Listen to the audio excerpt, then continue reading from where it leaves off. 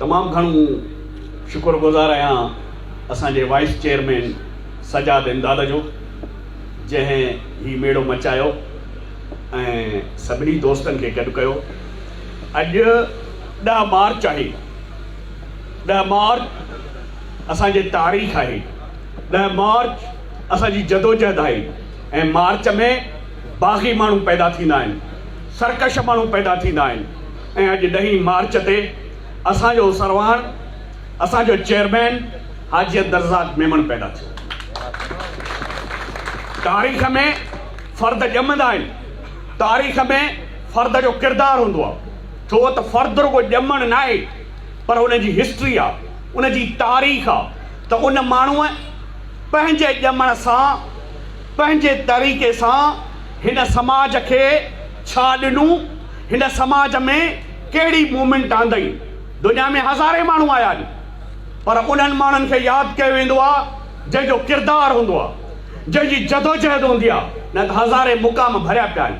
असीं कॾहिं पंहिंजे वॾनि ते बि कुल पढ़णु कोन विया आहियूं, पर उन्हनि माण्हुनि खे यादि कंदा आहियूं जंहिंजो हिस्ट्रीअ में रोल हूंदो आहे। उन करे ही अहिड़ो माण्हू पैदा थियो आहे जंहिं ताग़ूती क़ुवतुनि खे ललकारियो, उन्हनि सां मुक़ाबिलो कयो ऐं सीनूं सुपर करे ॿुधाई त आॾो टकर टर मथां रोह रतियूं थी। उन करे इन माण्हूअ जो जनमु थियो आहे। अॼु उन माण्हूअ जी सालगिरह आहे ऐं ख़ुशीअ जो ॾींहुं आहे जो हिकिड़ो माण्हू जेको काफ़ी अरसे खां तबियत बि नासाज़ आहे, तबियत बि हुनखे साथ नथी ॾे, पर पंहिंजे बिरादर, पंहिंजे माण्हुनि, पंहिंजनि मौसलनि जी छिक ऐं उन्हनि जी जेका तड़प आहे, उहा अॼु बीमारी जे हालत में बि हुनखे हिते वठी आई आहे। उन करे असांखे उन्हनि माण्हुनि जो क़दुरु करणु खपे। छो त सिंधी क़ौम जी रवायत रही आहे त जीअरे सां झेड़ो, मोए ते मेड़ो। इहा असांजी तारीख़ आहे। हाणे असांखे तारीख़ चेंज करणी पवंदी। तारीख़ जा फ़र्क़ नए सिर लिखणा पवंदा। 10 मार्च किंजर ते असांजो कन्वेंशन थियो, असांजी नई बॉडी आई, उन में असां नवां वचन ऐं वाइदा कया हुआ त असीं पंहिंजे बिरादरीअ खे ऑर्गेनाइज़ कंदासीं, मुनज़िम कंदासीं ऐं सिंध जे माण्हुनि जे हवाले सां सिंध जे माण्हुनि जो उत्साह ऐं सिंध जे माण्हुनि जो भरजलो बदबासीं। असां उन ते केतिरो अमल कयो आहे, असांजी तंज़ीम केतिरो अॻिते वधी आहे। पंहिंजो एहतिसाब करणु तमामु लाज़मी आहे। हाजी साहब बीमार थियो, हाजी साहब जी तबियत नासाज़ थी, ॼणो असां सभिनी ते कूमा अची वई। फ़र्द जो किरदारु त ॾिसो न, त फ़र्द जो किरदारु कहिड़ो। हिकिड़ो फ़र्द जॾहिं तव्हां सां एक्टिव हो त तव्हां मूवमेंट में हो, तव्हां जदोजहद में हो, पर हिकिड़ो माण्हू जॾहिं बीमार थिए थो, आइसोलेशन में वञे थो, त सभु माण्हू कूमा में था हलिया वञनि। उन करे जॾहिं तव्हां इदारनि खे, सिस्टम खे मज़बूत न कंदो, सही सिमत में अॻिते न वधंदो, त पोइ फ़र्द जॾहिं ईअं आस्ते आस्ते वेहंदा त तंज़ीमूं वेही वेंदियूं। उन करे ज़रूरत इन शइ जी आहे त असीं सिंध में मुनिताद खे दुबो न बनायूं, पर सिंध में मुनिताद खे दरिया बनायूं। जो सिंध में मुनिताद सिंध जे माण्हुनि जे सलामतीअ जो ज़ामिन बणिजे। ऐं असां उन लाइ अॻु पर्ज़ कयो हो त असां जो मंशूर आहे, असांजो प्रोग्राम आहे त असां फाइनेंशियल पूल जे हवाले सां हिकिड़ो फाइनेंशियल पूल ठाहियूं। अॼु ॾींहं ताईं असां, छो त हुकुमरानी तंज़ीम पैसे ते हलंदी आहे ऐं पैसो न हुजे त उहा तंज़ीम कीअं हलंदी। ऐं ज़ाहिरी आहे त उन लाइ असांजे सभिनी दोस्तनि, सरहदीअ वारनि दोस्तनि, दुनिया में तव्हां ॾिसो चैरिटी कीअं थी थिए। दुनिया में जेके बि सरहदीअ वारा माण्हू आहिनि, उहे पंहिंजे मिल्कियत जो 3 हिसो ख़िदमत ख़ुदा ते ख़र्चु कंदा आहिनि। असांजा हाकिम छा कंदा आहिनि? इस्पताल जी दवा खाई ईंदा आहिनि, मिसकीननि जी एजुकेशन जा पैसा खाई ईंदा आहिनि, मिसकीननि जी ज़कात खाई ईंदा आहिनि। उन करे मेमण हिन धरतीअ जो, हिन ख़मीर जो वारस आहे। छो त असीं उन मोहन जे दड़े जी पैदावार आहियूं। अॼु हीअ असांजी अधी मोहन जे दड़े जी पैदावार वेठी आहे, जेका मोहन जे दड़े सां तलित थिए। मोहन जो दड़ो सिंध जी दुनिया में 3 तहज़ीबुनि जनम वरितो आहे। हिकिड़ो सिंध आहे जेको मोहन जो दड़ो उनजी तहज़ीब आहे। ॿियो मिस्र आहे, उनजा अहराम आहिनि। टियों चाइना आहे, जेका उनजी दीवार आहे। पर अहराम हाकिमनि ठहिराया हुआ, दीवार चीन उते जे हाकिमनि ठहिराई।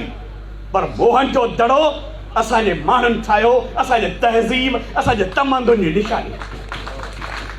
उन करे असीं जॾहिं हेॾी शाहूकार तहज़ीब जा वारस हुजूं, ऐं अॼु सिंध जी छा सूरत हाल आहे त कुल्हे फाटु में कंजरो, मथो उघाड़ो, भेनर कुॼाड़ो, बुरे हिन बंबोर में। छा हालत थी आहे? असांजे गभरू नौजवाननि खे वठी ऐं ईअं मारे था छॾी। असांजे नियाणियुनि सां इज़त दर्दगी थी थिए। सूफ़ी जेको असांजो सिंध जो आवाज़ हो त असीं सिंध जा सूफ़ियनि लतीफ़ जा पोइ लॻनि। अॼु असांजे उन सूफ़ीअज़म जे मुंहं ते कारह जो टिको मिलियो पियो वञे। उन लाइ तव्हांखे पंहिंजूं सिफ़ूं मज़बूत करणियूं पवंदियूं। वाइस छो त मेमुण इत्तेहाद फलाही तंज़ीम आहे, बिरादरी जी तंज़ीम आहे। पर दरिया खां सवाइ जीअं मच्छी ज़िंदा नथी रही सघे, तीअं असीं सिंधी क़ौम खां सवाइ ज़िंदा नथा रही सघूं। सिंध जो पाणी बंदि थींदो, सिंध जे आयल ऐं वेल ते गैस थी ते धाड़ा लॻंदा, सिंध जे गभरू नौजवाननि खे मारियो वेंदो, कराचीअ में ईअं माण्हुनि खे तड़पायो वेंदो। छा तव्हीं माठ करे वेंदो? छो त तव्हीं उन नस्ल सां वास्तो था रखो जेको तव्हां हिन धरतीअ जा वारस आहियो। ऐं इएं माण्हुनि तव्हांजा धारिया माण्हू, अॼु असांजो धारियो माण्हू असांजे डोमिसाइलनि ते नौकरियूं थो करे, असांजो बच्चो आहे प्रेस क्लब ते उन्हनि ते रुले थो। उन करे ही सॼो समाज करप्ट थी वियो आहे, ढकाज़नी थी वियो आहे। उनखे टोड़ण लाइ तव्हांखे वाइस पैदा करणो पवंदो। हिकिड़ो त तव्हां पाण खे बिरादरीअ खे मुनज़म कयो।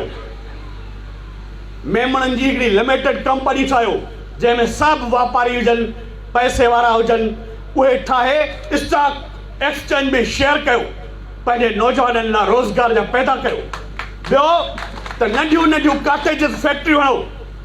उन में जेके दोस्त असांजे सरहंदीअ वारा आहिनि, हर ज़िले में असीं गॾाए उन्हनि जी टीम ठाहियूं। काटेजिस जूं फैक्ट्रियूं ॾियो, नंढियूं फैक्ट्रियूं ॾियो, पंहिंजे माण्हुनि खे रोज़गार ॾियो, टेक्निकल तइलीम ॾियारियो पंहिंजे नौजवाननि खे। अॼु असांजे हर प्रोग्राम में असांजे में ॿ नियाणियूं अची वञनि। अधु आबादी औरतुनि जी आहे ऐं औरतुनि खां सवाइ इनकलाब न ईंदो। लतीफ़ चयो आहे, मर मरी ऐं रोई जीअरो आओ मकांध, गजन वॾा पलांद जीअं थोरा ॾींहं। औरत लतीफ़ जी सूरमी आहे, हुबल वतनीअ जी अलामत आहे, जदोजहद जी अलामत आहे। उहा मारीअ जे रूप में हुजे, ससीअ जे रूप में हुजे या सुहिणीअ जे रूप में हुजे। जे तूं कल्ह मुईअ त कल्ह ई गॾीअ पिड़ीअ खे, कॾहिं कान सुई का सॼी गॾी सॼे। चाहियूं था त समाज में चेंज आणियूं ऐं चऊं था थिए असांखे कुझु न। उन करे तव्हांखे पंहिंजा इदारा ठाहिणा पवंदा। असां अॻी सेंट्रल कमेटीअ में दोस्तनि खे ज़िम्मेवारियूं ॾिनियूं। ही मरकज़ी दोस्त वेठा आहिनि, अबा साईं खमीसो ख़ान ऐं सजाद इमदाद साहब असांजे ऑफिसरनि सां राब्ता कंदा त जीअं सुभाणे असीं उन्हनि माण्हुनि जी मदद करे सघूं। अॼु ॾींहं ताईं हिननि कंहिंसां राब्तो कयो आहे न कयो मूंखे ख़बर कान्हे। ईअं असांजी कमेटियूं ठाहियूं। ईअं जेकॾहिं असां प्लानिंग कंदासीं त असीं अॻिते वधंदासीं। बाक़ी प्लानिंग न कंदासीं त अॻिते कोन वधंदासीं। सॼी ॻाल्हि हिकमत अमलीअ जी आहे, सॼी ॻाल्हि प्लानिंग जी आहे, सॼी ॻाल्हि मनसूबाबंदीअ जी आहे। ऐं उहा मनसूबाबंदी तव्हांखे करणी पवंदी, सोच वीचार करणी पवंदी त जीअं असीं सही डायरेक्शन में हिन सोसाइटीअ खे, हिन समाज खे, हिन पंहिंजे माण्हुनि खे उत्साह ॾेई वञूं। उन लाइ तंज़ीम साज़ी, जीअं ॿनी हूंदी आहे, जेकॾहिं ॿनीअ खे पाणी न ॾींदो त उहा ॿिज ॾींदी छा, उहा फसुल ॾींदी छा, उहे वण ई सुकी वेंदा न। ईअं तंज़ीम जेका आहे उहा राब्ते सां आहे।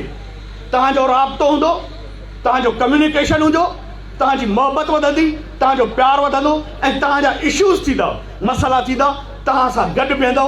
ऐं कराची खां कश्मीर ताईं जॾहिं तव्हां उथी बीहंदो त केरु तव्हांखे हथु विझंदो। ऐं उनजो मिसाल आहे, कंबर में दोस्त वेठो आहे, उते कंबर जे दोस्त सां मसाइलो थियो, हाजी अब्दुल रज़ाक हिननि जे सरदार सुल्तान चांडियो, जेको हींअर सरदार चांडियो, उनखे चई उते जॾहिं ग़लति फ़ैसिलो थियो, हिन उनखे कंटेंस कयो ऐं उते सरदार वटि त ईअं आहे जो पनुम कोन चुरंदो आहे, त हिकिड़े माण्हू जेको तव्हांजो आहे, जेको तव्हांजी अॻुवाणी करे थो, हुन में डेर आहे, छो त जंहिं लीडर में फ़ैसिले जी क़ुवत न आहे, हिमत न आहे, उनखे लीडर थियण को बि हक़ कोन्हे।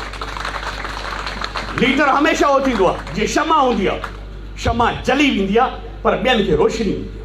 वणु हूंदो आहे, वणु सर्दियूं सहंदो आहे, गर्मियूं सहंदो आहे, छिपड़ सहंदो आहे, धूणा सहंदो आहे, पर जेको हुनजे हेठां वेहंदो आहे उनखे छांव ॾींदो आहे। इन करे ही सॼी तंज़ीम असांजी, जीअं असांजी हिकिड़ी माउ हूंदी आहे न, ऐं माउ जा बच्चा हूंदा आहिनि, हीअ तंज़ीम पंहिंजी आहे, पंहिंजे बच्चनि जी आहे, पंहिंजे बच्चनि जो मुस्तक़बिल हिन तंज़ीम सां लाॻापियल आहे। छो त हर माण्हू मेमण खे आइसोलेट करण जे चकर में, असांजी का नसुल परस्ती तरफ़ न आहियूं, पर असां पंहिंजे बिरादरीअ खे, पंहिंजे माण्हुनि खे सेक्यूअर ज़रूरु कयूं।